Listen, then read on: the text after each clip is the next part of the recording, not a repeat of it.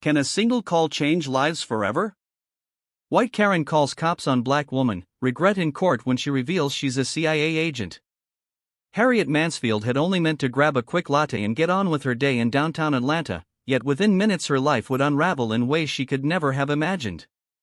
Driven by prejudice, she dialed 911 on a complete stranger, Jasmine Owens, whose only crime was standing in the same coffee shop line. What Harriet never expected was that Jasmine was no ordinary citizen, she was a CIA agent with a hidden mission. The aftermath of Harriet's hasty call would spark a roller coaster of shocking revelations, legal showdowns, and one of the most dramatic "you'll regret this" moments the city had ever seen. Harriet Mansfield was a 50-year-old woman who often found comfort in routines and familiarity. She lived in a tidy Victorian-style home in Buckhead, an affluent neighborhood in Atlanta, Georgia. Each morning she rose at precisely 6:15 a.m., let her dog Tucker out for a short walk, then had exactly one slice of toast with a generous dollop of strawberry jam. She had done so for years, seldom questioning the monotony. She seemed to relish it. Harriet believed strongly in rules, order, and decorum. She also believed that people who didn't belong had to be kept in check. This mindset had festered in her over the years, turning into something far uglier than simple caution, veiled racism. Despite her place in a culturally diverse city, Harriet managed to surround herself with people who thought like she did. Her circle of friends wasn't large, but it was tight-knit, ladies from the local country club who often met for weekend brunches, sipping mimosas and exchanging quick quips about whoever wasn't present to defend themselves. Their idea of a crisis was the country club running out of quiche or a new neighbor letting the lawn grow too tall. But beneath her rigid manners, Harriet held silent resentments. She remembered her father, a retired police officer, telling her in her teenage years, "You've got to stay vigilant in this world, Harriet, some people aren't like us." She had taken those words to heart, applying them with a brush broad enough to justify suspicion of anyone who looked, spoke, or acted differently from her. Will this prejudice lead to her downfall? When Harriet ventured outside her usual confines, her anxiety spiked. City life in downtown Atlanta teemed with faces from every background, though she never said it out loud. Part of her always felt threatened when she stepped outside Buckhead's tidy boundaries. She told herself it was prudent fear, a self-defense mechanism in a world growing more chaotic. She didn't see it for what it really was, prejudice that ran so deep she could hardly function without leaning on it. On the fateful morning that set everything in motion, Harriet decided to leave Buckhead to visit the brand-new Starbucks on Peachtree Street, an anomaly in her routine. Normally, she would have stuck to her local coffee spot, but her nephew had recommended the new Starbucks as having some special seasonal beverage she just had to try. Curiosity piqued, Harriet maneuvered her pearl-white Lexus through traffic, mentally congratulating herself on her willingness to be adventurous for a change. As she found parking in a busy lot downtown, Harriet felt her comfort bubble begin to shrink. People passed by in a hurried blur, some in business suits, others in casual attire. The sidewalks bustled with tourists snapping photos of the city's skyscrapers, students from Georgia State University weaving in and out of shops, chattering with excitement as they rushed to morning lectures. The swirl of activity was overwhelming. She kept her sunglasses on as she walked, clutching her handbag a little tighter whenever someone passed too close. She felt relieved when she finally saw the familiar green Starbucks logo. This was territory she understood: lines, a menu, and polite baristas. She only had to get her coffee, maybe find a small table by the window, and wait for her nephew to join her. Inside, Harriet exhaled a breath she'd been holding. Sure, it was crowded, but the hum of the espresso machines and the aroma of roasted beans were comforting. She stepped into the queue, eyeing the chalkboard menu. Her nephew had suggested an salted caramel mocha, something Harriet wasn't used to, but felt an urge to try. She decided she'd order it, even if it did feel a bit too sweet. Then she noticed the woman standing in line just ahead of her, a tall, poised black woman wearing an immaculate navy blue blazer, black slacks, and sleek low heels. The woman's hair was styled in a neat twist, and she balanced her phone in one hand while checking something on a notepad in the other. Harriet observed how calmly she stood, how confident she appeared. Something about that woman's composure made Harriet uneasy. She instinctively shifted her weight from one foot to the other. Just as Harriet's mind began to wander, wondering why the woman was so intensely focused on her phone, a gentle voice pulled her from her thoughts. "Excuse me," the woman said, stepping aside so Harriet could edge past if she needed more space. Harriet blinked, muttered a quick sorry, and resumed her position, but she was on high alert, a drumbeat of anxious distrust thrumming in her chest. Could this encounter turn into a courtroom showdown? Jasmine Owens had endured an intense week. She was a high-level CIA operative stationed at the agency's headquarters in Langley, Virginia, but on this particular mission, she found herself in Atlanta. The assignment was covert, of course, most of her colleagues weren't even aware of its specifics. It involved an international narcotics syndicate believed to be funneling illegal profits through local businesses. Jasmine's expertise in financial tracking made her the perfect agent for the job. Growing up in a middle-class neighborhood in Chicago, Jasmine had learned early on how to adapt and thrive. Her parents, both educators, instilled in her a strong sense of justice and the importance of humility. She excelled in school, and after graduating from Loyola University Chicago with honors in political science, she had her pick of law schools, but Jasmine chose a different path, one that aligned with her desire to serve her country and combat bigger threats to society. She joined the CIA. In her early years at Langley, Jasmine often felt the challenges of being a black woman in a realm still dominated by men, often white men from established networks. Yet Jasmine's confidence and clear-headed focus earned her respect among her peers.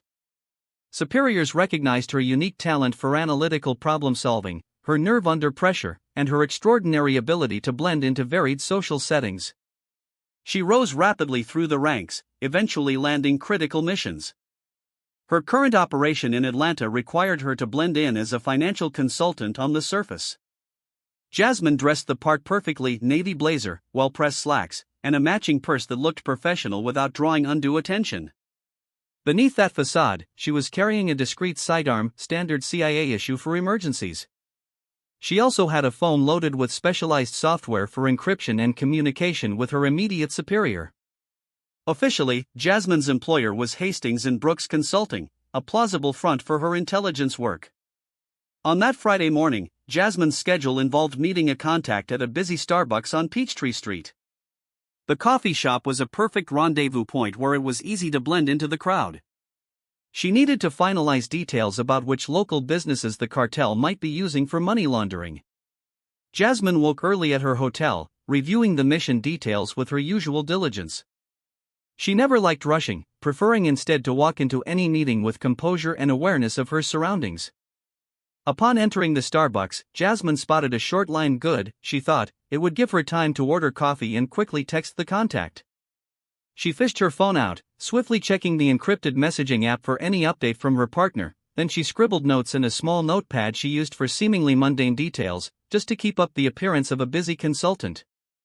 Occasionally, Jasmine glanced around, a habit she had developed from years of training. She noticed the middle-aged white woman behind her almost immediately. The woman seemed tense. Jasmine mentally catalogued the details: the structured bob haircut, the crisp pastel blouse, the stiff posture. Jasmine didn't like jumping to conclusions, but something about the woman's barely contained anxiety made Jasmine cautious. Was she just a nervous bystander, or could she be involved somehow? Jasmine dismissed the notion that Harriet was part of her assignment. Most likely, the older woman was simply uncomfortable in a busy city environment. Still, Jasmine took care not to invade Harriet's personal space. When she noticed Harriet looked cramped behind her, Jasmine politely stepped aside to give her more room. She was trying to project an air of neutrality, nothing to arouse suspicion or hostility. She kept her phone angled so no one could see the specialized app. After all, no one in that Starbucks needed to know Jasmine's real business there. But Harriet's reaction was peculiar. She apologized but darted her eyes away as though Jasmine was causing her some kind of alarm. Jasmine forced a polite smile, thinking, maybe she's just having a bad day. People in line for coffee often showed signs of impatience or anxiety. Jasmine returned her focus to the message from her contact, a quick note confirming that the meeting was set for 10:30 a.m. at a co-working space 3 blocks away. She'd have enough time to grab her coffee, finalize notes, and walk over to meet the informant. Yet Jasmine couldn't shake the feeling that Harriet's discomfort was something more personal. She sensed the older woman's body language, rigid arms drawn close as though preparing for a confrontation she believed might happen at any moment. It was the kind of posture Jasmine had seen in countless field assignments, usually from people who disliked or distrusted her without basis. Jasmine silently reminded herself, "Stay cool, don't assume the worst." She could be anxious about something else entirely. The line progressed slowly, and Jasmine inched forward along with Harriet. Jasmine ordered a tall Pike Place roast, black, no sugar, and decided to wait nearby for her drink. Harriet, after glancing uncomfortably at the menu boards, ended up ordering the salted caramel mocha her nephew had recommended. Jasmine stepped aside to let Harriet place her order, careful to keep a polite distance to avoid flustering the woman further. But Harriet was still watching Jasmine out of the corner of her eye, a gnawing sense of suspicion growing with each passing moment. She told herself that it was Jasmine's phone usage that made her uneasy. Why was she typing so furtively? Harriet latched on to any rationale she could to justify her discomfort. Perhaps she's scoping out the place, Harriet thought, or planning something. To Harriet's mind, Jasmine did not look like a typical office worker. That blazer is too crisp, her posture too military straight. Harriet's internal monologue ran unfounded, though it was. Harriet's suspicion mushroomed into paranoia. She felt a wave of adrenaline and glanced around, seeking eye contact with anyone who might share her concerns, but nobody seemed to notice Jasmine as a threat. After placing her order, Harriet retreated to a small table by the window. She took out her phone, an older model with a screen protector that had seen better days, and scrolled through social media, but couldn't focus on anything. Her eyes kept darting to Jasmine, who was now standing near the pickup counter, calmly scrolling through her phone. Harriet's heart pounded. She was convinced something was off, and Harriet had learned from her father's stories, when you see something suspicious, act on it. It was then that Harriet noticed Jasmine exchanging a quick glance with another man in the Starbucks, a local real estate agent just waiting for his cappuccino. Unbeknownst to Harriet, it was just a casual, meaningless glance. But in Harriet's mind, it became a piece of evidence. Jasmine and this man were in cahoots. What if they're planning a robbery or a scam or something worse? By the time Harriet's salted caramel mocha arrived, she was sweating. She grabbed the drink, took one sip, and barely tasted its sweet richness. She set the cup down, rummaging through her purse. She brushed past her contact list, hesitating before making a call to 911. She whispered to herself, "Better safe than sorry." Her father's voice echoed in her memory, fueling her resolve. She tapped the 3 digits. On the other end, an operator answered, 911, "What's your emergency?" Harriet's voice quivered slightly. "Yes, I'd like to report a suspicious person at the Starbucks on Peachtree Street. She's acting very strange, whispering on her phone, looking around like she's up to something. I think she might be dangerous." The operator asked for a description, and Harriet gave Jasmine's approximate height, complexion, and clothing. She chose her words carefully, emphasizing Jasmine's race. She's a tall African-American woman, about mid-30s or so, wearing a navy blazer and black slacks. She's been looking at people and typing on her phone a lot. She seems threatening. Harriet's paranoia was so strong, she was convinced of the truth of her statement.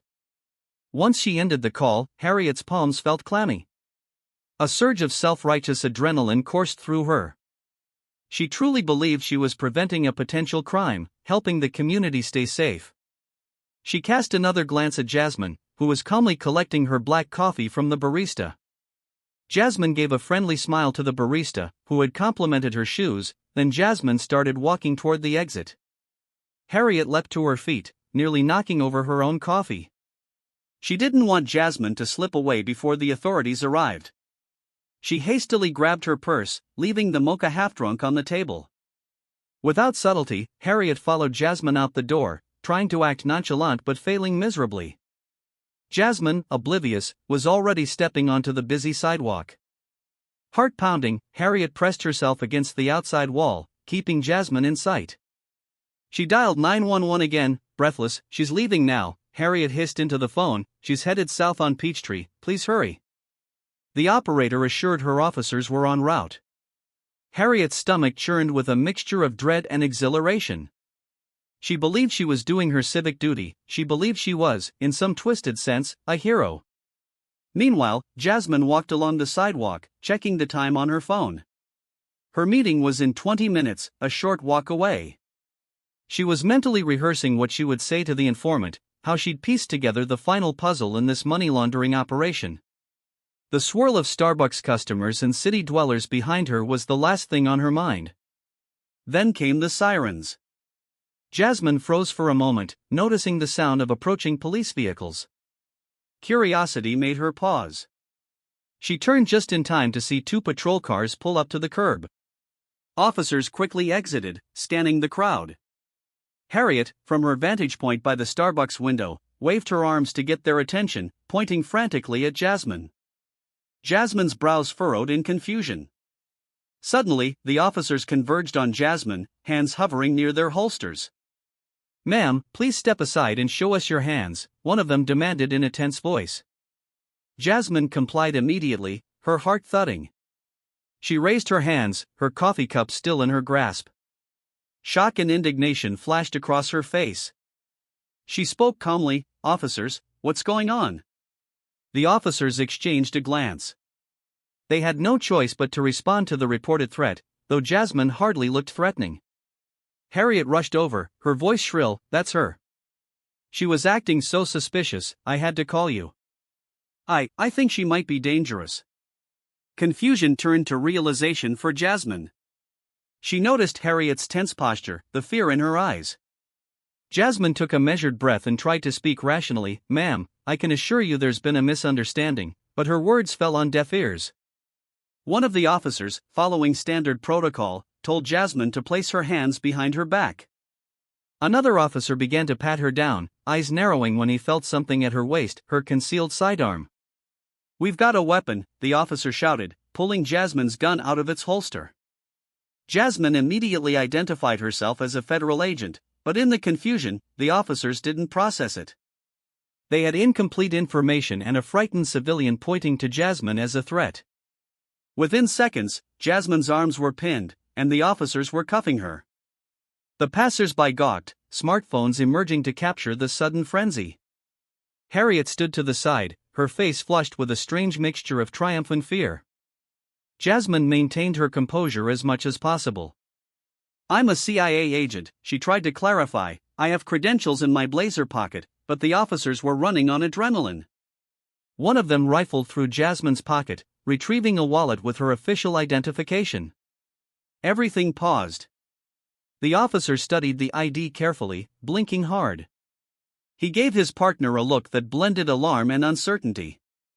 Meanwhile, Jasmine stood there, trying to keep her voice calm. "My name is Jasmine Owens, CIA. I'm on official business in Atlanta. That sidearm is legal and registered." She had Harriet with a controlled glare. This woman called the cops on me for no reason, Jasmine thought, and now she's about to cause more problems than she realizes. The initial shock among the officers was palpable. They exchanged glances that flickered between disbelief and concern. The older of the two officers, Sergeant Boyd, spoke first. "Let's see your badge more closely, ma'am. If you're truly CIA, you're aware of how serious this is." He removed Jasmine's CIA identification card from the wallet.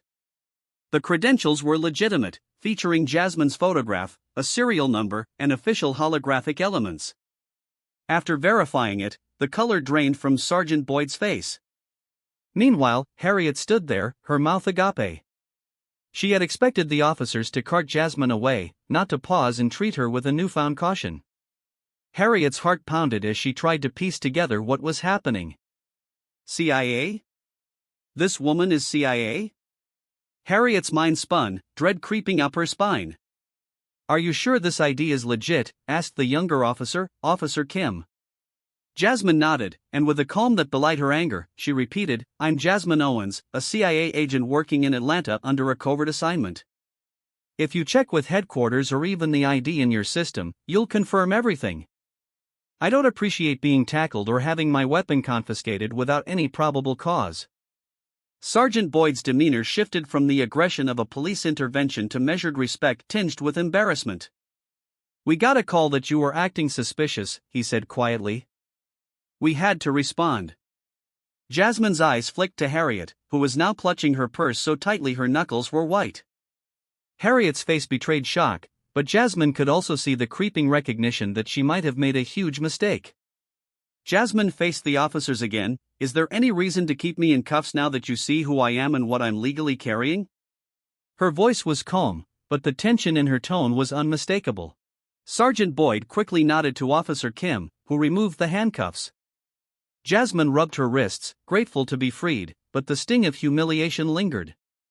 Pedestrians on the sidewalk still gawked, some filming. In an age of viral videos, Jasmine knew how quickly such an incident could spread online. She also knew how dangerous it was for a black woman, even one with CIA credentials, to be approached in such a manner, especially when some officers might act rashly. Harriet was still rattled. I'm sorry, she stammered, her voice almost inaudible, fear and guilt wet inside her, but her pride wouldn't allow a full apology. She coughed and managed, I saw you fiddling with your phone and looking around. I was worried. Jasmine's dark eyes locked on Harriet. She forced herself to maintain professional composure.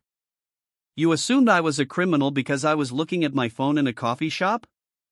Jasmine asked in a measured tone. Harriet just stared down at her shoes, unable to form a coherent response. Jasmine turned to Sergeant Boyd, I'm going to need a copy of the police report on this. I also want the name of the caller who made this report. We'll have to file an official report. Sergeant Boyd said, and we'll need your statement, Miss Owens. As for the caller, that's public record, her name is Harriet Mansfield. Jasmine filed the name away in her memory.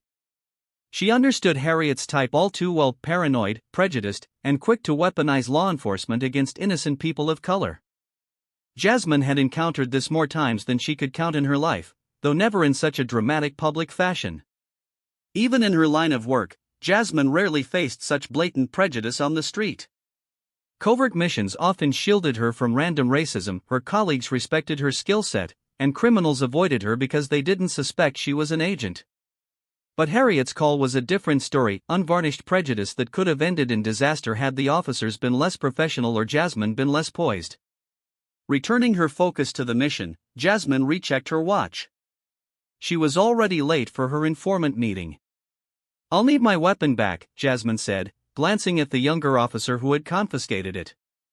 He hesitated, then handed it over handle first after verifying Jasmine's identity again. Jasmine tucked it back into her concealed holster and smoothed her blazer, heart still hammering. A crowd had gathered, forming a ring of curious onlookers. Some recognized that the woman was a CIA agent, and a murmured hush fell over them. Others whispered heated comments about the dangers of racial profiling. Harriet's cheeks glowed as if she'd just walked out of a furnace. She wanted to disappear, to vanish among the throng of unsuspecting tourists, but Harriet's urge to double down wrestled with her dawning comprehension of the magnitude of her error. Even after returning Jasmine's credentials, Sergeant Boyd was required to ask Jasmine a few more questions. Miss Owens, he said gently, I apologize for the inconvenience, but you know how these calls go. We have a duty to investigate. Can you confirm your immediate plans so we know this was just a false alarm? I have a meeting at a co-working space down the block, Jasmine said, giving him the name Industrious Peachtree, a real, well-known co-working hub in downtown Atlanta. If you need more details, my supervisor at Langley can provide them. I'll give you his name and contact if necessary. Sergeant Boyd took down some notes, satisfied there was no real threat. I'll file this as unfounded suspicious activity, he said grimly. Again, sorry for the trouble. Jasmine nodded coolly. She turned her attention back to Harriet, meeting the older woman's gaze. Harriet's eyes were brimming with conflicting emotions, fear, shame, stubbornness. I'm late for my meeting, Jasmine said to Harriet, her words clipped, but you and I will likely see each other again. Without waiting for Harriet's response, Jasmine merged with the foot traffic and hurried away, her composure intact but her mind spinning. She'd have to explain her lateness to her CIA contact, carefully emphasizing that it wouldn't compromise her mission. And Jasmine knew she wouldn't let this injustice slide. There was a moral and legal dimension to what Harriet had done. For Jasmine, this was more than just an inconvenience, it was a stark demonstration of the dangers of prejudice, and Harriet needed to be held accountable for filing a false police report. As Jasmine disappeared into the crowd, Harriet remained rooted to the sidewalk, oblivious to the stares from strangers.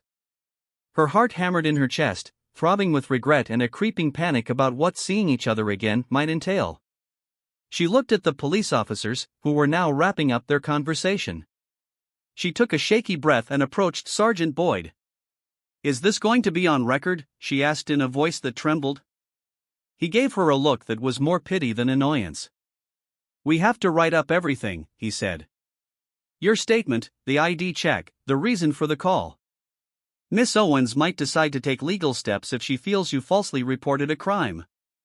That's not my decision to make. If you have questions, you can talk to a lawyer." The word lawyer fell on Harriet like a hammer blow. She felt faint. She couldn't afford an expensive legal battle, she was living on her late husband's pension and her modest inheritance. As the crowd began to disperse, Harriet slumped against the Starbucks window, her salted caramel mocha still sitting on the table inside, untouched. Jasmine's meeting with her informant at Industrious Peachtree went smoothly. The contact, a soft-spoken accountant who had discovered suspicious transactions in his firm's books, handed over digital records. Jasmine confirmed these pointed to a cartel-backed entity. She spent the next few hours working from a private cubicle, uploading encrypted files to Langley and summarizing the evidence for her superiors. Through it all, her mind kept drifting to the jarring incident outside Starbucks. Anger simmered beneath her professional facade. She wanted to focus, but each time she closed her eyes, she felt the tightness of the handcuffs on her wrists again. Meanwhile, Harriet's evening was a study in guilt and panic. She sped home to Buckhead, nearly sideswiping a trash bin on the way.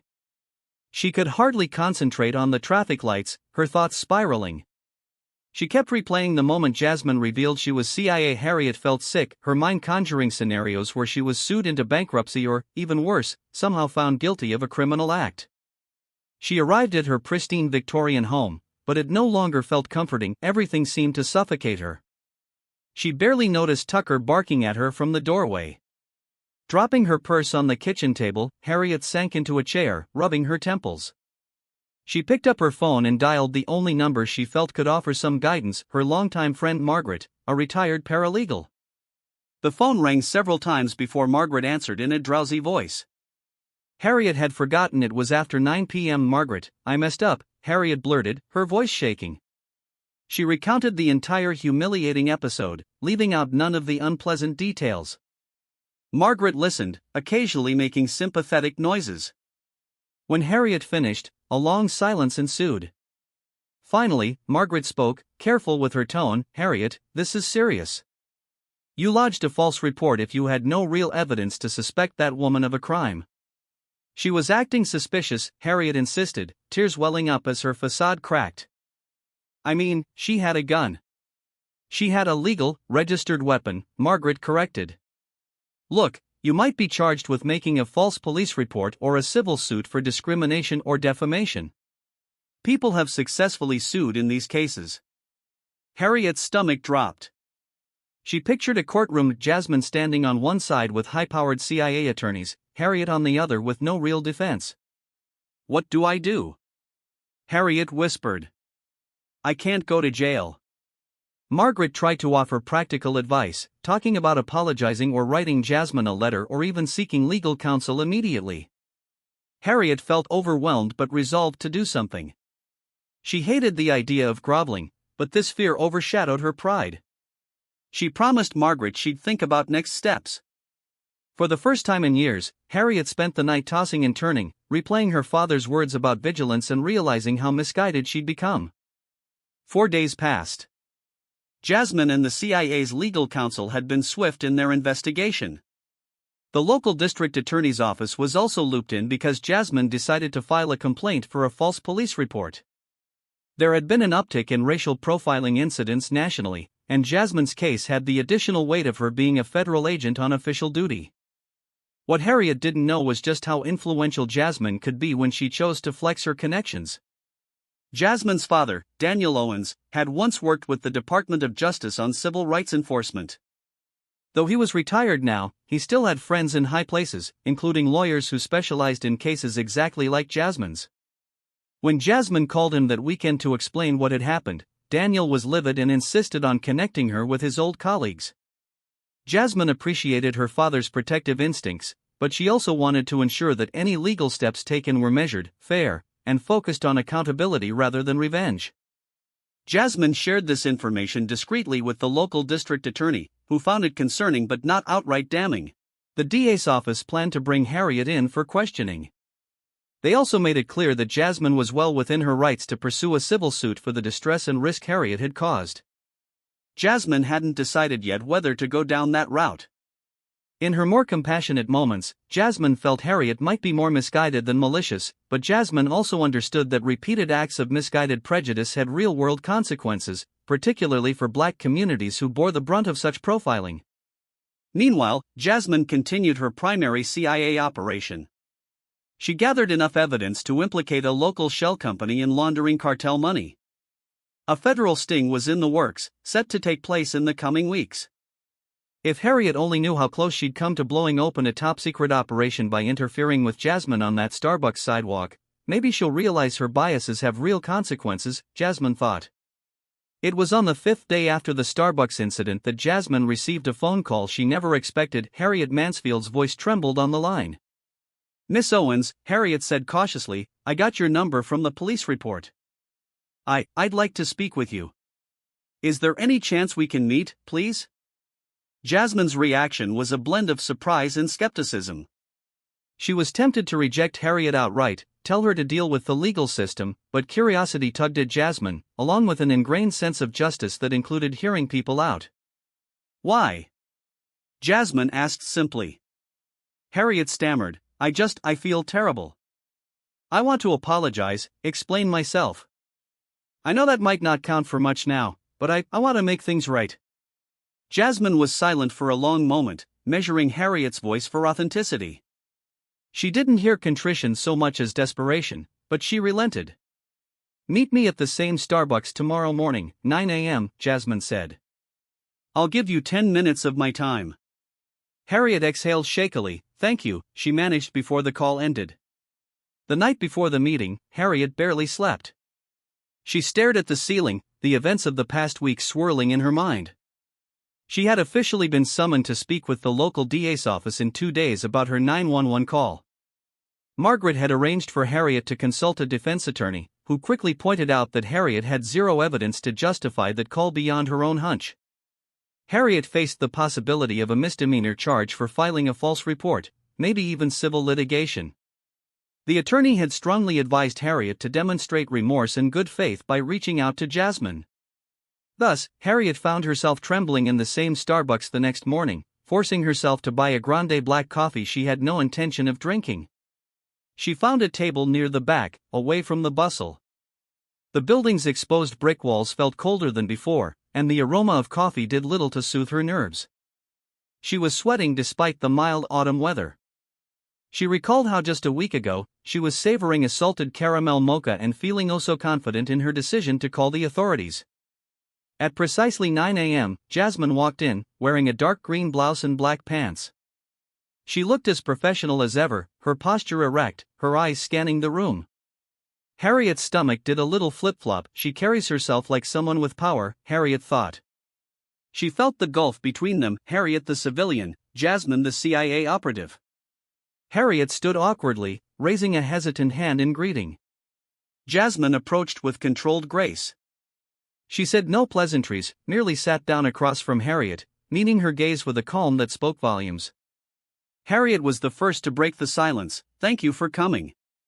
I know you're busy, important." Jasmine shrugged slightly. "Your call, what did you want to say?" Harriet swallowed. I'm sorry. I realize I acted irrationally. I saw you and assumed." Her voice trailed off. Harriet felt the weight of Jasmine's silent scrutiny. She tried again. "I've been on edge for years. My father drilled into me that I should watch out for criminals, especially in parts of the city I'm not used to. I let that fear turn into something hateful. I genuinely thought I was doing the right thing, but I see now it was prejudice." Jasmine listened, her expression neutral.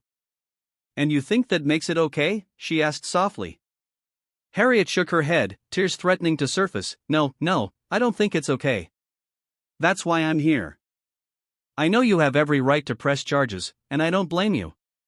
I want you to know how sorry I am, and I hope there's something I can do, some way to fix this or at least make it better." A brief silence settled over the table. Jasmine considered Harriet, noticing the genuine tremor in her hands and the sheen of tears in her eyes. Jasmine had learned through her line of work how to read people. Harriet's fear was real, and her regret seemed genuine, but Jasmine also knew Harriet was motivated by the looming threat of legal consequences. Finally, Jasmine spoke. Harriet, I'm not here to humiliate you, but what you did was more than just fear. You profiled me. You decided that a black woman in a coffee shop looking at her phone must be up to no good. You turned that assumption into a weapon, 911, and that could have ended very badly. I have years of training, but imagine you did that to someone else, someone who might react differently or who might not have the advantage of official credentials. Harriet lowered her head, tears slipping down her cheeks. I know. I'm learning. I see now. She let out a shaky sigh. I'm so ashamed. Jasmine leaned forward slightly. Have you ever considered why you're so afraid, or tried to challenge that fear? You live in a city that's majority black, Harriet. If you can't handle that, maybe you need to do some serious self-reflection. Harriet nodded, rubbing her eyes. She felt a wave of shame, recalling how her father's biases had become her own. You're right, she murmured, voice thick with emotion. I've never confronted it, always just believed what my father said. I thought I was protecting myself. Now I see how destructive that is. They sat in silence for a moment. Jasmine could see Harriet's shoulders shaking. Despite the bitterness of the situation, Jasmine felt a fleeting sense of pity. Racism, she knew, could be taught and unlearned, but only if a person was willing to reckon with themselves. The DA wants to question you, Jasmine said evenly. My attorneys are also exploring a civil suit. Harriet nodded, wiping her tears with a tissue. Yes, I know. I'm going to meet with them. I'll say whatever I have to say. Jasmine took a measured breath. I want more than words. I want you to commit to some kind of tangible effort, maybe volunteer with a civil rights organization or go through training about racial bias. You need to put in real work, Harriet, not just for me, but for anyone you might wrong in the future. Harriet nodded vigorously. Yes, I can do that. I will do that, she said, desperate for any path toward redemption. She recounted some ideas Margaret had given her about participating in community outreach programs. Harriet was far from certain about how to begin, but she wanted Jasmine to see her willingness. Though Jasmine remained cautious, she offered a tiny nod. All right, she said, standing up. If you follow through, maybe we can have a more meaningful conversation someday. For now, I suggest you focus on doing the right thing with the DA. If they decide to press charges, that's on them. I won't stand in their way. Harriet felt both relief and looming dread. Jasmine's words indicated she wasn't out for Harriet's total destruction, but it was clear Harriet was still in serious legal jeopardy. Before Jasmine turned to leave, Harriet blurted, Can you forgive me? Jasmine paused, her gaze unwavering. Forgiveness isn't automatic. It's earned, she said simply, then walked out of the Starbucks, leaving Harriet to stare after her. 2 weeks later, Harriet stood in the Fulton County Courthouse, heart thumping so loudly she was certain it echoed off the marble floors. She wore her best black pencil skirt and a conservative blouse. Her attorney, a stoic middle-aged man named Richard Hale, was by her side. The district attorney's office had moved swiftly, scheduling a preliminary hearing to determine if Harriet should be criminally charged with filing a false police report. If the judge found probable cause, Harriet would face a formal arraignment.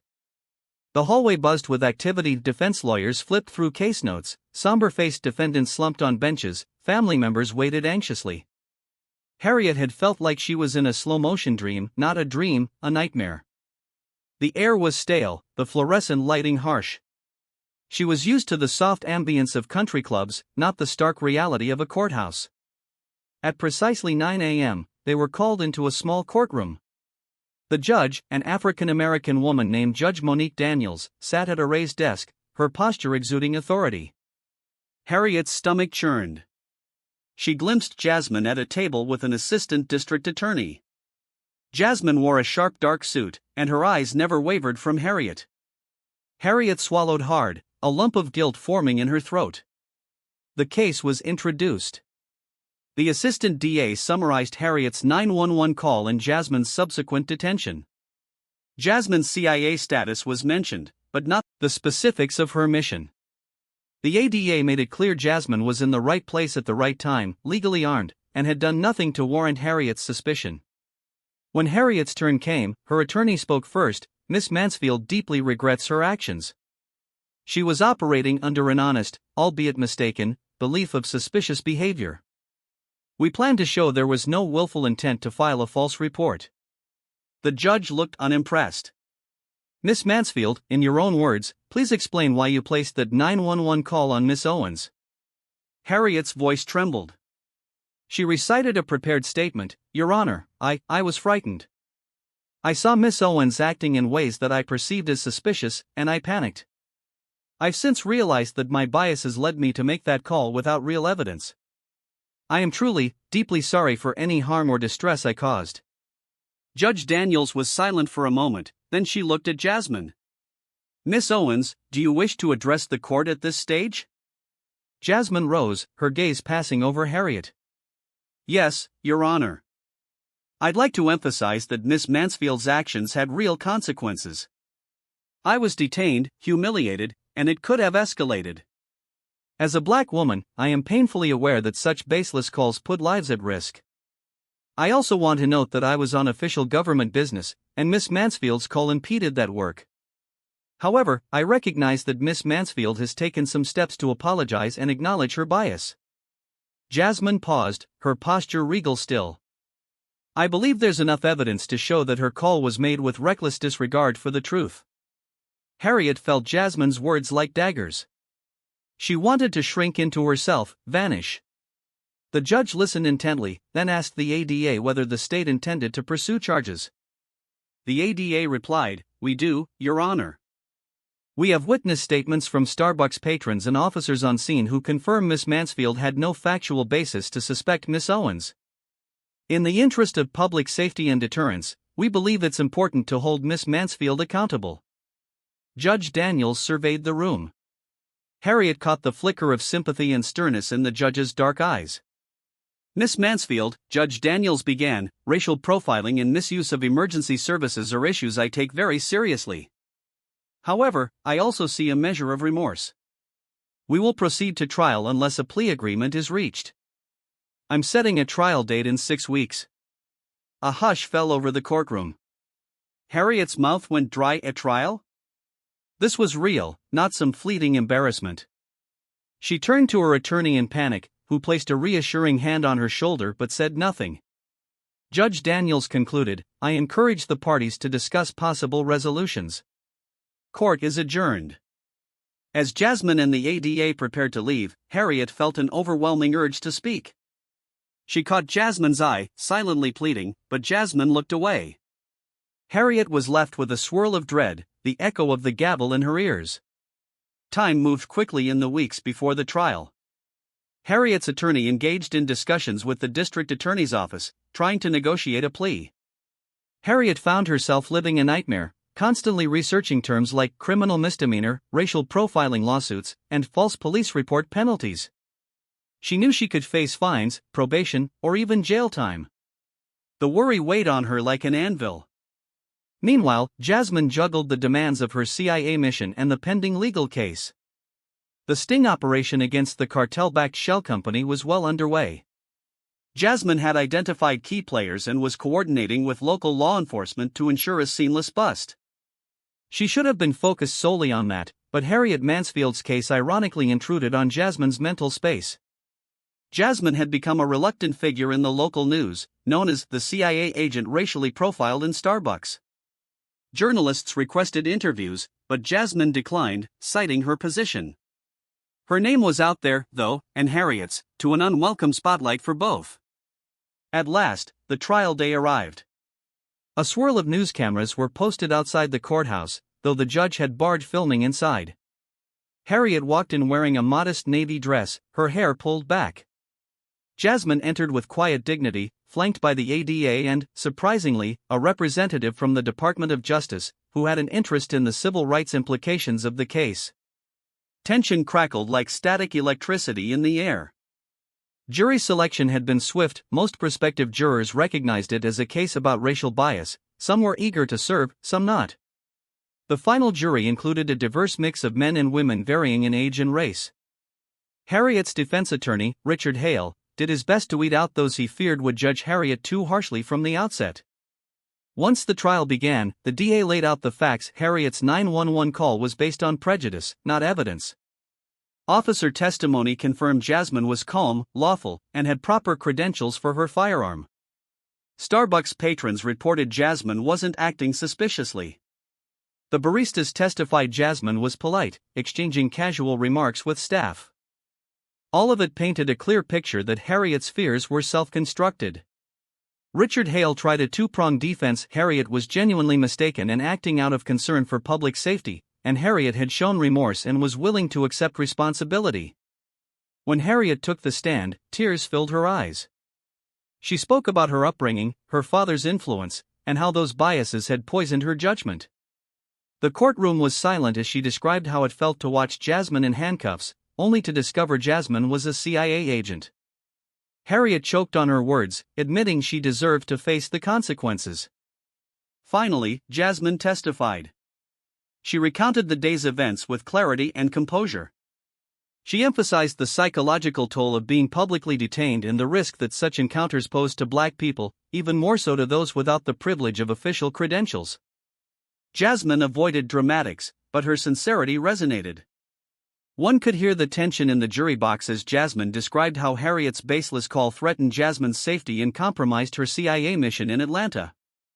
Then came the big twist. The Department of Justice representative asked to submit newly uncovered evidence, Harriet's call history, to 911.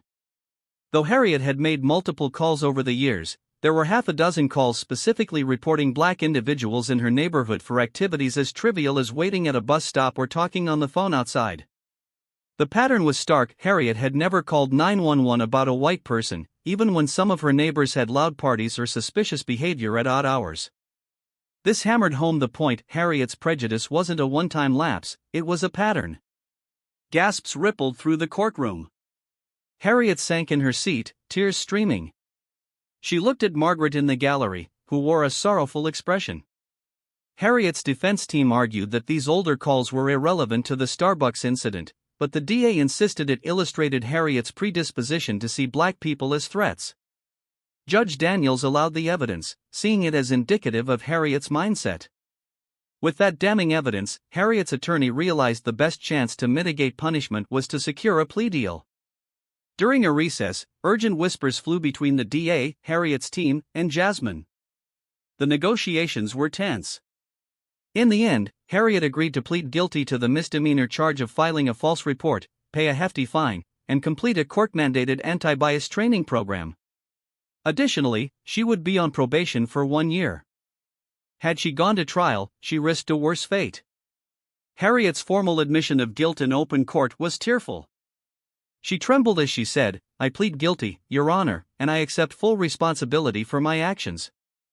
Judge Daniels commended Jasmine for her professionalism and Harriet for recognizing the gravity of her mistake.